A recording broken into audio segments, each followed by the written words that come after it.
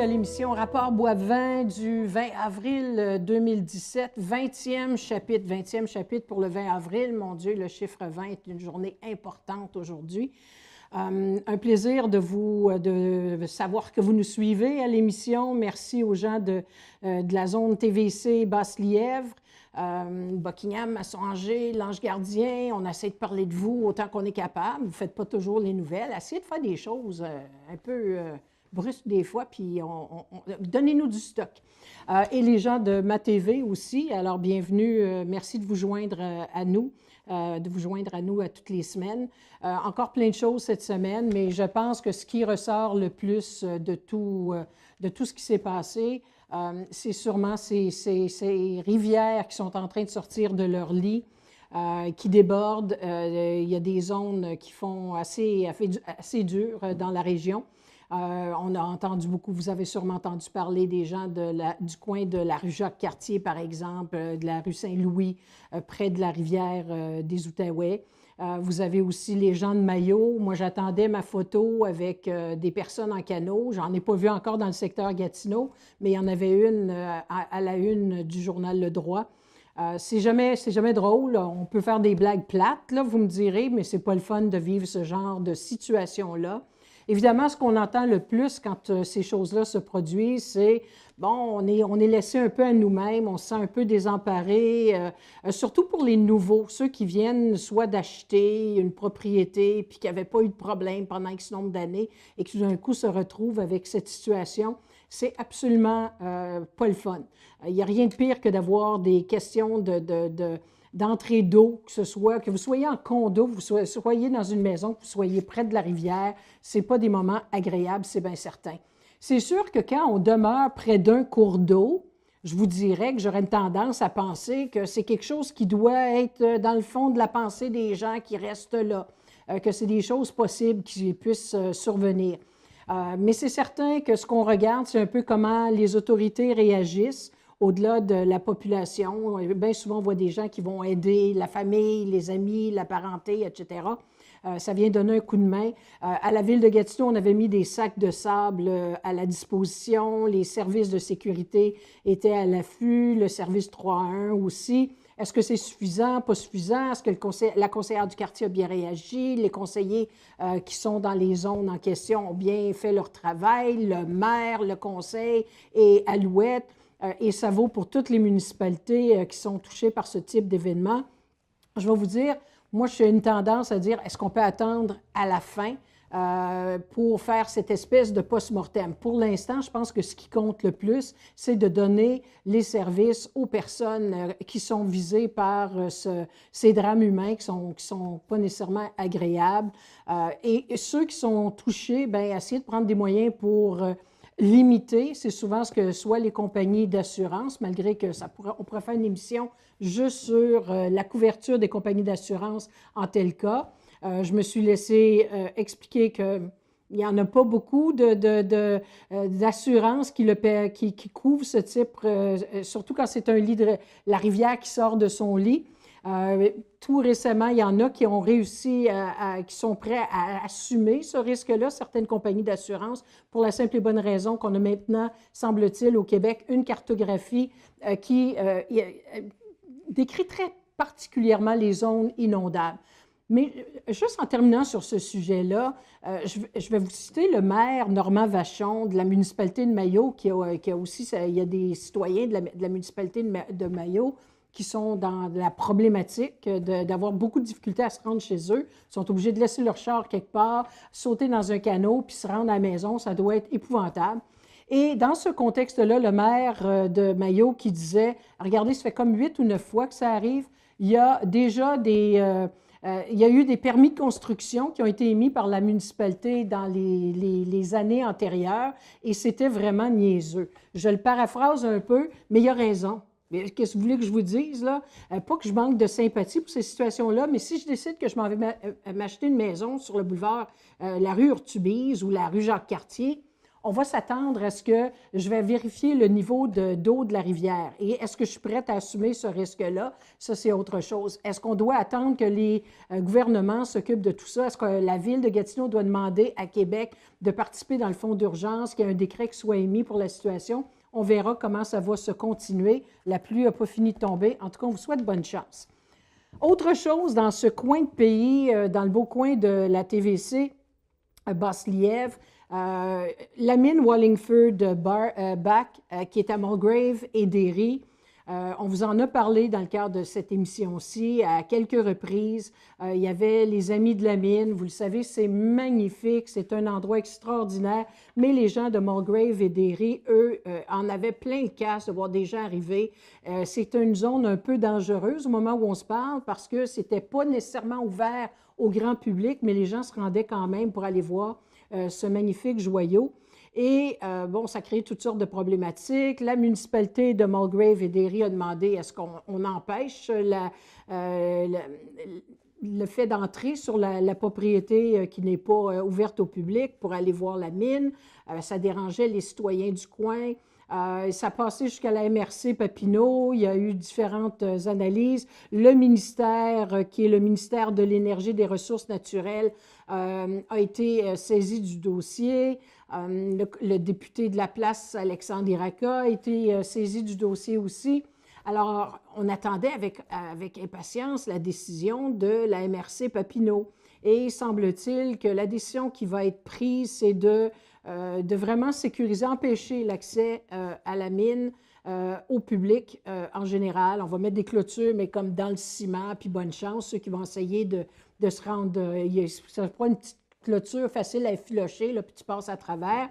Alors, moi, mon impression, parce qu'on nous dit, ouais, mais ça ne veut pas dire que c'est fini à tout jamais pour la mine.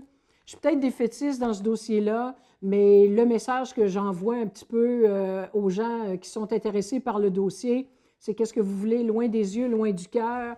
Plus le temps va passer puis qu'il ne se passera rien d'autre dans le coin de la mine, vous pouvez être certain qu'à un moment donné, les gens vont l'oublier et vont passer à autre chose. Et ça va régler le problème pour la municipalité de Mulgrave et Derry, qui va être très heureuse, cette municipalité, qu'on ne réveille pas le bon peuple en ce qui concerne la mine. En ce qui me concerne, je trouve ça triste. Il y aurait eu moyen de faire de cet endroit un lieu touristique intéressant. Mais bref, ça aurait valu la peine d'être enquêté un petit peu plus, de voir, de pondre un rapport, puis voir si ça aurait pu, il y aurait pu avoir un juste milieu entre le bien-être des citoyens, puis la venue touristique là, de gens dans ce coin-là. Enfin, mais si l'avenir me prouve que j'ai tort, tant mieux, je vais être bien contente, mais j'ai comme l'impression que c'était l'arrêt de mort qui a été signé pour la mine par les maires qui siègent à la MRC de Papineau, à mon grand désarroi. Le cannabis, ça aussi, je pourrais en faire une émission là, d'à peu près 3 heures, puis je n'aurais pas fini d'en parler sous toutes ses facettes. Ce qui a fait jaser beaucoup, ce qui a fait réagir beaucoup, je dirais surtout, c'est probablement la publicité que la Société d'assurance automobile du Québec a sortie cette semaine pour parler des dangers de conduire avec la présence de cannabis dans le sang. Il y a toutes sortes de statistiques qui circulent en termes d'accidents causés. Une personne qui prend du cannabis puis qui s'en va, du pot, puis qui s'en va conduire, c'est un danger. Mais les internautes, parce que c'était une publicité surtout sur les réseaux sociaux, les internautes ont chialé, pas à peu près, pas tout le monde, mais une certaine partie d'entre eux, parce qu'ils disaient qu'on dépeignait les preneurs de pot comme des, je ne sais pas, très lamentalement. Alors, on parle de 1 bateau, 2 bateaux, 3 bateaux, puis je vais même trop vite là, en le disant de même, qui est le temps de réponse d'une personne qui est sous l'effet du cannabis. Ils n'ont pas particulièrement apprécié, mais le fait qu'on en jase, moi j'appelle ça de la sensibilisation. Ça sensibilise les gens à la question. Ça montre qu'il y a beaucoup d'enjeux qui entourent toute cette question-là de la légalisation du cannabis. J'en reviens encore pas, mesdames et messieurs, que nos gouvernements, que les gens que vous, moi, on parle de ça alors qu'il y a eu une campagne électorale en 2015. C'était un des 3 enjeux majeurs de la plateforme du Parti libéral du Canada, de Justin Trudeau, qui en avait fait une promesse personnelle. Ça, puis la réforme électorale, où il disait qu'il n'y aurait plus jamais d'élection qui se déroulerait sous la même forme que celle qu'il y a eu en 2015. Et oubliez celle-là, il a fait une grosse croix dessus, puis il a décidé que non, il n'y en aurait pas. Mais sa promesse sur le pot, la légalisation du pot, là, faut-tu être assez endormi ou bien gelé bien raide pour pas avoir compris que ça s'en viendrait dans ce mandat-là? Je ne sais pas si le monde pensait que si on n'en parlait pas, ça ne se produirait pas. Là, il y a les provinces qui branlent un peu dans le manche parce que c'est eux autres qui vont être pognés à appliquer tout ça. Alors, il y a toutes sortes de questions. Cette semaine, c'était la ville de Gatineau qui réagissait à cette légalisation imminente et qui disait ça va nous coûter cher, est-ce qu'on va avoir les argents? Parce que si le fédéral pèle ça du côté des provinces, fait juste décriminaliser eux autres. Ils font juste dire c'est légal maintenant. Maintenant, les provinces, s'ils ne font rien, c'est légal. Les gens pourront faire ce qu'ils veulent avec le produit. Ils ont tout intérêt, les provinces, à aller réglementer la situation. Alors, dans ce contexte-là, je pense qu'il est bon. Je sais que Jean-François Lisée, qui est le chef du Parti québécois, a demandé au premier ministre Philippe Couillard une commission un peu dans le style de celle de Mourir dans la dignité, où tous les partis étaient représentés à la commission, les partis à l'Assemblée nationale, et ça a été fait de façon très non partisane. Et je pense que s'il y a un dossier qui devrait être traité de la même façon, oublier la politique cheap et de bas étage, c'est important de s'atteler à la réalité, puis de passer au-delà des préjugés. Ça va se légaliser, malgré que, gardez-vous une petite gêne, parce qu'au Sénat canadien, si jamais il y a des informations qui sortaient ou ressortaient de différentes, soit commissions comme celle qui pourrait avoir lieu au Québec, il n'est pas dit que les sénateurs qui viennent de bloquer plusieurs projets de loi du gouvernement Trudeau ne pourraient pas faire la même chose. Alors, il n'y a jamais rien de certain à 100%. C'est un projet de loi qui est déposé. Oui, le gouvernement Trudeau est majoritaire, peut faire un petit peu ce qu'il veut à ce niveau-là, mais quand même. Je voulais aussi vous parler, j'allais vous dire aujourd'hui que les députés fédéraux brillent par leur absence dans le dossier, on ne les entend pas, ni défendre la position de leur parti, ni essayer de répondre aux interrogations puis aux inquiétudes des gens. Mais en m'en venant ici sur la route pour venir filmer l'émission en ce beau jeudi après-midi du 20 avril, journée de potes en passant sur la colline parlementaire, qui se répète à chaque année, le député Greg Fergus, qui est probablement de ceux qui parlent le plus librement, s'est exprimé sur la question. Lui ne voit pas de coûts additionnels pour les provinces et les municipalités. Ça, je pense qu'il vit un peu dans le déni par rapport à tout ça. Il va en avoir des coûts, il va avoir juste un réajustement à faire, puis encore beaucoup de questions sans réponse. On fait une pause et on revient. Je m'appelle Zachary, je suis amputé à la jambe gauche. Ça, ici, c'est fait pourquoi? Ça, c'est de la fibre de carbone. J'étais super contente d'avoir ma nouvelle prothèse. En plus, avec un pied spécial. Ma nouvelle prothèse, elle tourne mieux, puis ça va beaucoup mieux. Là, je me dis, ouais, je suis capable. J'aime déjà jouer au hockey, puis j'aime jouer avec mes amis, fait que les deux ensemble, c'est super amusant. L'association des aptitudes, ça m'aide beaucoup. Bonjour, ici Mathieu Daou. Chaque semaine, je vous propose une belle rencontre avec des personnalités d'ici, dans la région. Tribune locale, tous les mardis dès 17h30 à TVC Basse-Lièvre. Infomag, c'est un survol de votre actualité locale. Politique, culturelle, faits divers et sport. Mon nom est Mathieu Daou, je vous donne rendez-vous tous les mercredis dès 19h sur TVC Basse-Lièvre.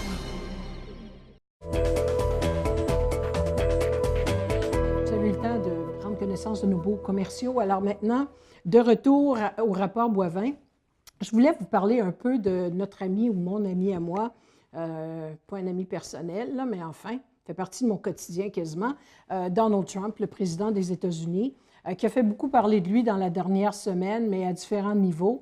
Et je vais vous parler surtout de un. Ça a inquiété beaucoup de gens, là, ces histoires avec la Corée du Nord, ces menaces, malgré qu'on ne sait plus si son gros navire s'en va vers la Corée du Nord, s'en va en Australie.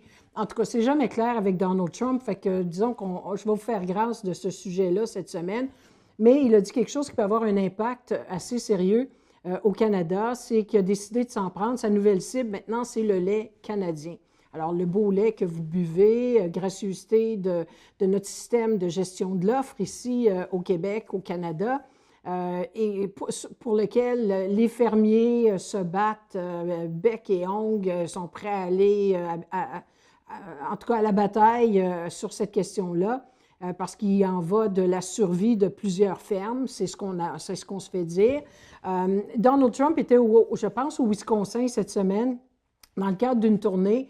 Et des fois, il faut en prendre et en laisser, surtout avec Donald Trump.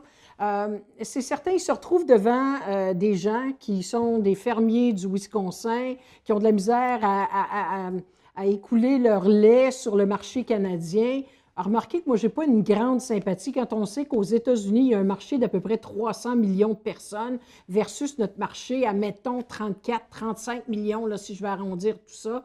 Je ne sais pas qui des deux puissances est plus puissant que l'autre. En tout cas, Donald a décidé que ça faisait partie de sa problématique avec le traité de libre-échange avec le Canada et que ce serait un des points majeurs dont il discuterait, puis que c'était fini. On va acheter américain, on va engager de l'américain et c'est tout. C'est mal connaître le fait que dans le marché d'échange entre les deux pays, les Américains font des milliards de dollars avec nous comme consommateurs. Enfin bref, il y a Maxime Bernier, candidat conservateur qui est de son bord, qui veut un libre marché. Danger avec les libre marché, c'est qu'à un moment donné, on se fait avaler, le petit se fait avaler par le gros, puis après ça, tu es à merci du gros. En tout cas, on verra ce qui va se produire. Est-ce qu'on a un gouvernement qui va se tenir debout? Des fois, je regarde Justin Trudeau, s'il n'y a pas un Kodak en quelque part, bien, peut-être que si on mettait un Kodak en avant, peut-être qu'il va se tenir debout. On verra. À suivre. Une autre histoire qui m'a fait bondir au début, parce que des fois, là, on lit des choses, hein, on regarde un grand titre. Et là, je vois une réponse de Québec. Québec, non, ne mettra pas une direction de la protection de la jeunesse musulmane. Là, je fais... Qu'est-ce que c'est ça? De quoi on parle? On est-tu en train de dire qu'on a une direction de protection de la jeunesse juste pour les musulmans? Depuis quand? C'est non confessionnel, ces choses-là? C'est supposé d'être laïque. Et là, tu grattes un peu, puis il semblerait que Gabriel Nadeau-Dubois, et je vous répète, écoutez-moi bien là, Gabriel Nadeau-Dubois dérange bien du monde.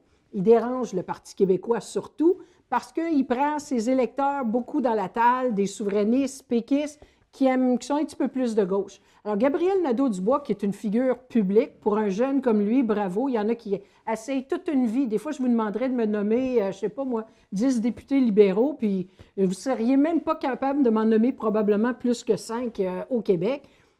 Et dans ce contexte-là, d'avoir un jeune comme lui, qui n'est même pas élu encore, que tout le monde connaît, wow! Alors, on essaie de l'attaquer de toutes sortes de façons. Il s'est trouvé à un dîner-conférence où il était le conférencier par un centre multiculturel, surtout musulman. Et dans ce contexte-là, semble-t-il que la présidente de l'association, du groupe communautaire en question, à un moment donné, a fait une espèce de plaidoyer pour avoir une direction de protection de la jeunesse. Quand il y a des enfants qui sont en danger dans des familles, ça peut arriver, même des familles musulmanes en passant, elle aimerait savoir quelque chose d'un petit peu plus musulman qui s'occuperait des enfants. Gabriel Nadeau-Dubois, moi j'ai l'impression que c'était fait surtout pour l'attaquer lui. Lui, il disait qu'il n'a pas entendu parler de ça, c'était pas du tout ce qu'il allait faire comme promotion. Lui, il allait surtout faire la promotion de l'importance d'être allumé au niveau culturel, de l'intégration, l'importance de l'intégration dans la société québécoise. Mais comme quoi que ça vient toujours nous chatouiller un petit brin et ça s'en donne à cœur joie. Il fallait voir ce qui s'écrivait sous Gabriel Nadeau-Dubois, les attaques en dessous de ces articles-là. Parce qu'on a la couenne bien sensible au Québec, surtout quand on a l'impression que des communautés qu'on accueille à bras ouverts, ont toutes sortes d'exigences, puis c'est comme ça qu'on le perçoit. Bien souvent, la logique, c'est juste qu'ils veulent, un peu comme les policiers à qui on a donné des cours de formation professionnelle pour transiger avec les différentes communautés culturelles. Ça ne veut pas dire qu'on rentre la charia à pleine porte au Québec. On n'aura pas de système de justice, inquiétez-vous pas. Mais juste pour vous dire qu'il doit déranger le jeune pour qu'il se fasse attaquer comme ça à peu près à tous les 3-4 jours. Et surtout qu'il y a une partielle qui va probablement s'en venir dans ce coin-là. Un autre sujet qui me laisse un peu songeuse, c'est qu'on nous parle de la problématique de la francisation. Écoutez bien celle-là, vis-à-vis le développement économique à la ville de Gatineau. Puis il va y avoir un rapport qui va être pondu et on va transmettre à la ville de Gatineau. Ce rapport-là, ça se décidera, je pense, le 16 mai prochain, lors d'un prochain conseil municipal. Qu'on me dise que le fait français ici au Québec, puis dans l'Outaouais, c'est quelque chose qui nous empêche de nous développer au niveau économique. J'espère que ce n'est pas ça qu'on va dire.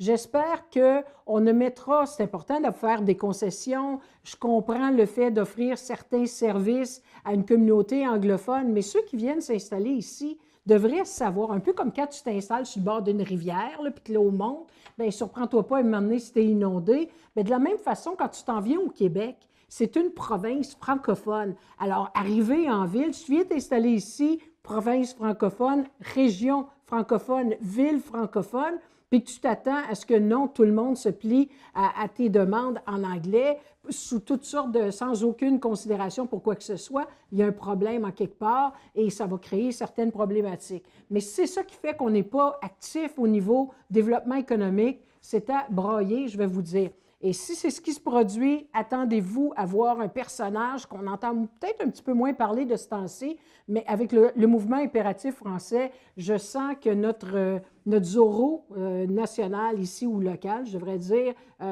Jean-Paul Perrault, va refaire surface. Hey, ça file tellement vite, il me reste 5 minutes pour vous parler de 2 choses. Je suis en train de lire, un moment donné, je regardais Twitter cette semaine et je vois un article passé d'un journal que je suis qui s'appelle The Guardian. C'est parce que j'aime ça voir ce qui se passe dans certains principaux pays avec qui on fait affaire, dont l'Angleterre, le Royaume-Uni. Et The Guardian, c'est un des journaux sérieux de la Grande-Bretagne, pas un de leurs tabloïds là, qui dit n'importe quoi, genre National Enquirer aux États-Unis.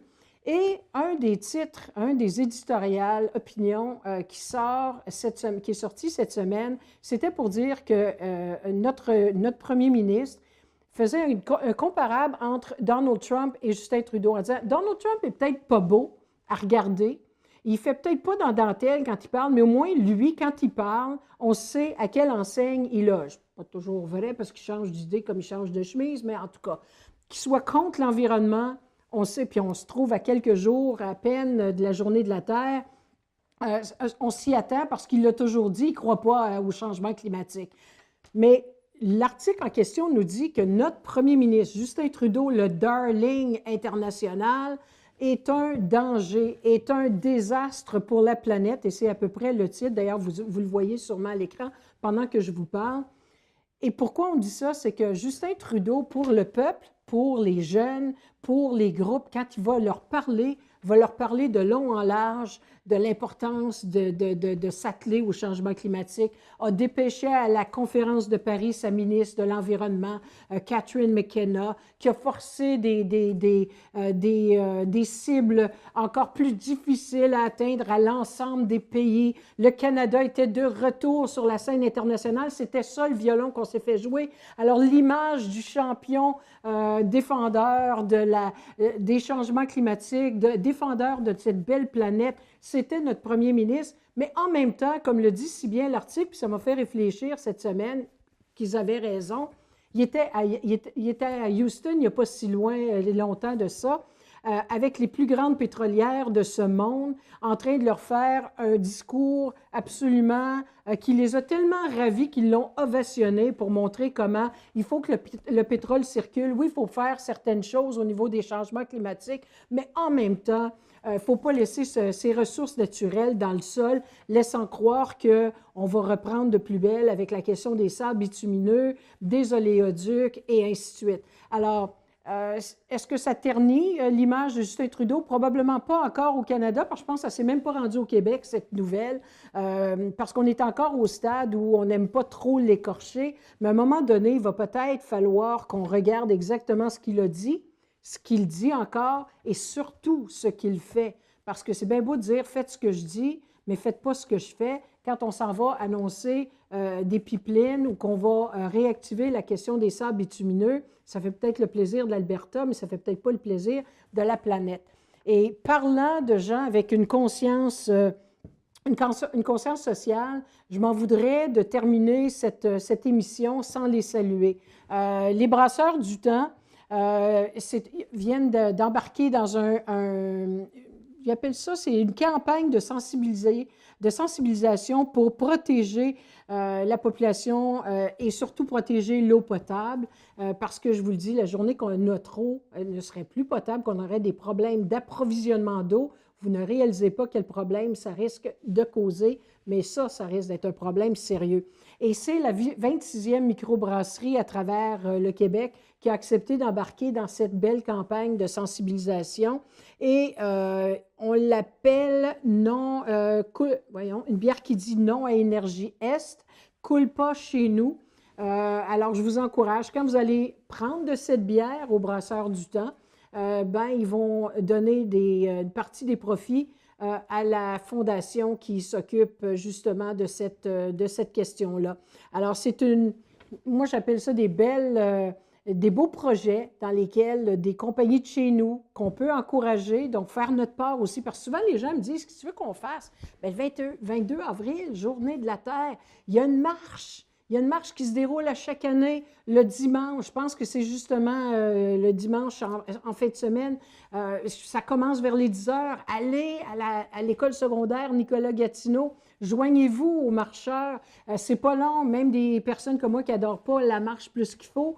Ça se fait facilement entre l'école secondaire Nicolas-Gatineau jusqu'à l'école secondaire du Versant. Et après ça, ils retournent à l'école secondaire Nicolas-Gatineau. Des braves qui font ça, c'est toujours les mêmes, la quinzaine, vingtaine de mêmes qui font ça année après année, mais c'est des façons de sensibiliser la population.